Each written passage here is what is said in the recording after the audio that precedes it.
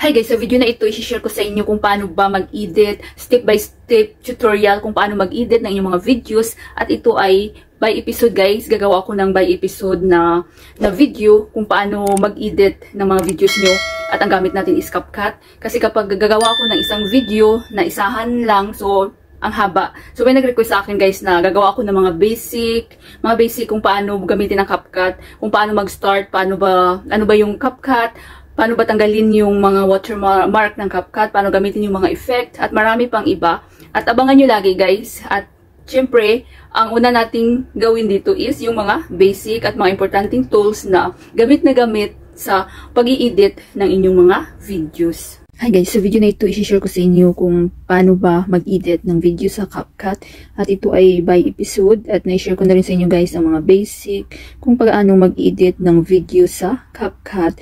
At ngayon naman ay mag-focus tayo sa paggawa ng thumbnail at paglagay at pag-remove ng background sa ating mga videos. Kasi ang dami nagtatanong kung paano ba maggawa ng thumbnail at mag-remove ng background dito sa CapCut.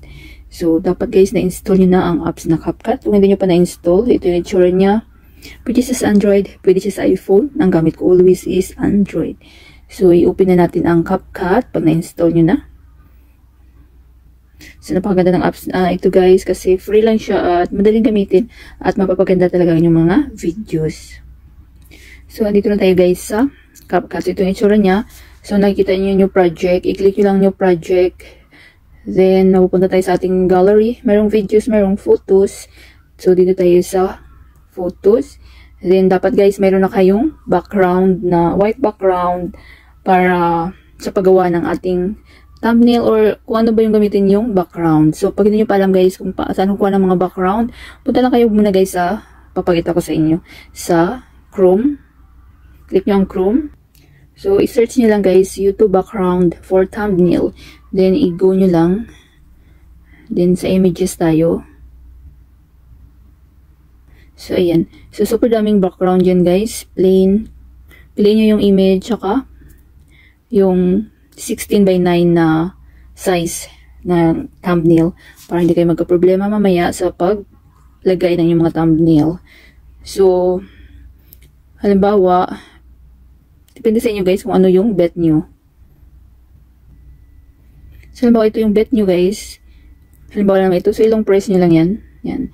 Then, piliin nyo lang yung download image. I-click nyo lang yan guys yung download. Then, automatic na yan ang mga download sa yung mga gallery. So, hindi ko na i-download guys kasi na mayroon akong background. So, exit na tayo dito. Balik tayo doon sa CapCut.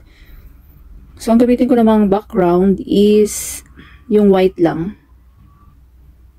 So, ito yung white background ko. Then, i-add nyo lang. So, ipapakita ko sa inyo guys. So, basic na thumbnail, napakadali lang siya guys. So, mayroon na tayong background. So, depende sa inyo kung ano yung gusto yung background, diba? So, sa akin is white. Then, punta tayo sa baba. Hanapin natin ang overlay. Then, add overlay. Then, yung ating hanap tayo ng photo na ilagay natin sa ating thumbnail. So, ako guys, kasi more on tutorial ako. So, ito yung if ever, ito yung piliin ko. Yung hindi ko pa na-remove yung background para makita nyo paano mag-remove ng background. So, ito. Click nyo yan. And then, add. So, ayan. Diba, itong aking, ano guys, na, picture is mayroon siyang background na dirty white yung wall. Ayan. So, gusto kong i-remove yan. Paano ba natin i-remove? So, nag-update din si CapCut. So, sa mga naghahanap kung saan na yung remove background, andito na siya sa cutout. So, click nyo ang cutout. Then, remove background. Then, ayan. So, na-remove na siya guys. Remove background. O, diba? Then, i-check nyo lang siya. So, wala na yung background na yung dirty white. So, pwede siya mamumove guys. Kagandahan ito. Saan nyo ba pwede pesto yung inyong picture para sa inyong thumbnail. Dito sa gilid, sa gitna, sa dito. So, sa akin, dito ko lagi pinipwesto para may susulat ako dyan. Kung ano yung aking niche. Ayan. Pwede siya palakihan kung ano yung gusto nyo. Size kasi mas maganda sa thumbnail is napaka-importante ng thumbnail sa ating mga videos guys kasi ito yung naghihikayat sa mga viewers na mai-click nila yung ating videos. Pero take note na dapat yung inyong thumbnail na ginawa is related sa inyong mga content. So, huwag nyo namang lukuhin yung viewers, iba yung thumbnail nyo. Then, pag-click nila, iba yung laman ng videos nyo. So, hindi rin sila babalik sa inyong mga channel kasi niloloko nyo sila. So, be honest guys, para makakuha tayo ng mga loyal subscribers. Then, so, kailangan nating patingkarin pa yung ating kulay. I mean, gusto nyo pang i-filter. So, mag-back tayo guys. Back tayo. Hanapin natin ito yung ginagamit ko lagi guys. Itong adjust. Kiniklik ko itong adjust. Then, dito lang ako sa brightness. Ayan. Then, may adjustan dito. Itong bilog na white. Adjust nyo lang. May number 8 or number 12, 13. Ayan. So, di ba luminaw siya? So, sa 13 ako. Pwede nyo rin itong contrast. Ayan. Kung gusto nyo pa, ayan. May ba yung niya guys, oh. Kulay. Saturation. Adjust nyo lang. Diba? Then, check. Then, sulat na tayo ng title ng ating thumbnail. So, ano ba yung ating content? So, halimbawa, tutorial ako guys. More in tutorial. So, click nyo tong text. Then, add text. Then, halimbawa, how to or paano gumawa ng thumbnail. So, mag-type lang tayo dito, paano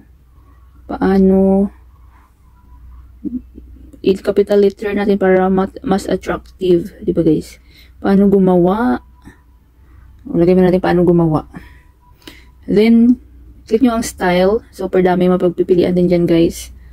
Ng mga kulay, mayroong mga red. Ayan. Mayroong pink. Mayroong orange. Ito pink. Yan. Yellow. Blue. Dark blue. So, ano ba itong dark blue? Kasi parang siya malinaw. Diba malinaw yung ating pipiliin lagi. So, paano gumawa? Then, kung gusto nyo lagyan ng font guys. Ayan ang dami dyan. Itong gumball. May ba siya diba? System. Yan. Pitching. Yan. So, ito parang mas bet ko ito guys. Simple lang siya. Itong gumball. Ayan, diba no? Yan. So, kayo na bala mag-adjust. Yan, sa taas. Paano gumawa. Then, mag-type tayo ng thumbnail. So, i-check na natin to. Mag-type ulit tayo. Text. ng thumbnail. So, kayo na bahala guys mag-explore, mag-design guys, di ba? So, dapat ibahin natin tong kulay ng thumbnail. Hanap tayo rin ng kulay. Back tayo. Dito tayo sa style. So, may mga effect din dito guys. Super dami din kulay dyan. Oh. Depende sa inyo guys. Mag-explore lang kayo guys. So, ang thumbnail natin is pwede natin gawing red if ever. Ayan. O, diba? Para attractive. So, paano gumawa ng thumbnail? Then, check din sa YouTube. Click tayo sa capital letter. YouTube. Ayan. Ibahin din natin yung kulay niya, guys. So, effect tayo. Ano naman ilagay natin dito, if ever? Dito tayo sa basic. Itong black. Ayan. So, pwede na rin, guys, iba. So, depende sa inyo, guys. So, kayo na para mag-explore. So, sa YouTube, ayan. Sa YouTube thumbnail. Kaya ma-adjust siya. Magagalaw-galaw siya, guys. Diba? Ayan. So, simpleng thumbnail pero, diba, attractive. So, kayo na pala mag-explore, guys. Pwede rin kayo mag-add ng mga logo ng YouTube. So, back natin. Magpunta tayo sa overlay. Then, add overlay. So, ito. Mayroon ba akong, hanapin ko yung aking na-download na YouTube, guys. So, ito. Ayan. So, depende sa inyo kung ano ba yung i-add nyo dyan. So, ayan. Pwede siyang palakihan, pwede siyang ma-adjust. Yan, saan nyo ba pwede ipwesto itong YouTube na logo? Dito. Yan, dyan. Or dito. So, dito mas maganda dito. Sa baba na lang, guys. Ayan, balita natin. O, diba? So, pwede pa kayo mag-overlay dyan ng mga logo na CapCut or ano pa ba. Ipagandahin nyo pa yung inyong thumbnail. And then, kapag okay na kayo dito, guys, okay na kayo lahat dyan. Then, i-ano natin, i-screenshot. So, lahat naman ng mobile screenshot, diba? So, i-screenshot natin. So, yan, na-screenshot ko na, guys. Hindi ko na pinakita dito kasi bawal siya, guys. Kasi dati, yung isa kong tutorial, so, binura ni Lolo Whitey. Then, exit tayo. So, hanapin natin yung na-screenshot natin na thumbnail. Then, screenshot. So, yan siya guys. Yan. So, yan yung thumbnail natin. Then, i-edit natin. So, hanapin lang natin yung edit. So, ito yung parang pencil na sign. Yan. Then, adjust lang natin. Dandahan. Ayan. Dandahan lang guys. Tsaga-tsaga lang. Yan. Then, save. So, yan na. May thumbnail na tayo guys. So, pwede na natin siya ilagay sa ating mga videos. So, pakita ko rin sa inyo kung paano natin ilagay. So, dapat na-install nyo na ang YouTube Studio. So, hindi pa lang nakakalam guys ng YouTube Studio. So, ito yung itsura niya. Ayan. So, pag hindi nyo pa na-install, i-install nyo muna. Kasi napakalaga din ito guys para sa ating mga content creator na mayroon tayo nito. Kasi dito na rin tayo pwede maglagay ng mga YouTube thumbnail, mag-edit ng mga titles, description, may mga analytics natin. Dito natin makikita. So, pag na-install nyo na, i-open na natin. So, i-click nyo lang YouTube Studio. So, dapat naka-login na kayo sa inyong main account. So, dito makikita yung inyong mga views, subscribers, yung revenue nyo kapag monetize na kayo. Then, punta tayo dito guys sa nakita nyo sa content.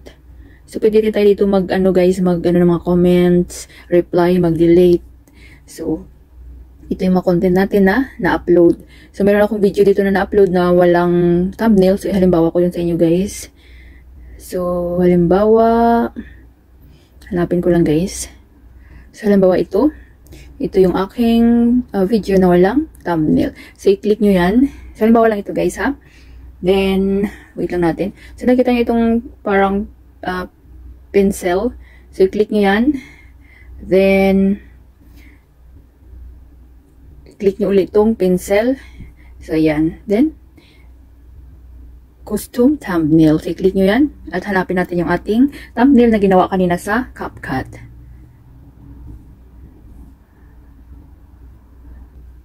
So, ito na yun guys. Diba? Yan. Then, i-done lang natin. So, ayan, di ba? Meron ng thumbnail yung ating videos. Then, isi-save nyo lang guys. So, sa akin, hindi ko na ito siya i-save kasi itong aking, halimbawa lang naman ito at hindi ko na siya isi-save. So, sa inyo, i-save nyo lang guys. Then, automatic na yan na mayroong thumbnail ang inyong mga videos. So, yun lang kadali guys. Mag-gawa ng thumbnail at kung saan makikita yung remove background sa CapCut.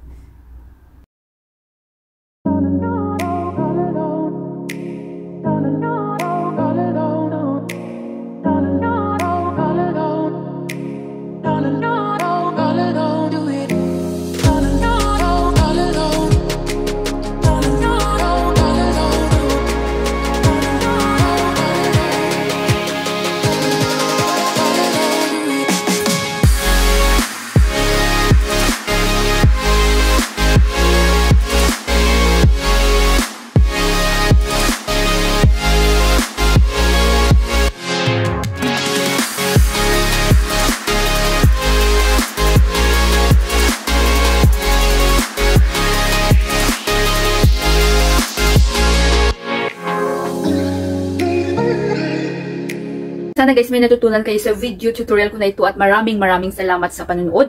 Kung mayroon kayong mga question, suggestion, and request, just leave a comment down below. At huwag niyong kalimutan mag-like, share, comment. At kung hindi pa kayo nakapag-subscribe, i-click niyo lang subscribe button sa baba. At pakiclick niyo na rin ang bell notification para ma-notify kayo sa lahat ng mga videos na i-upload ko. Always be happy guys, be positive, avoid nega. See you next time!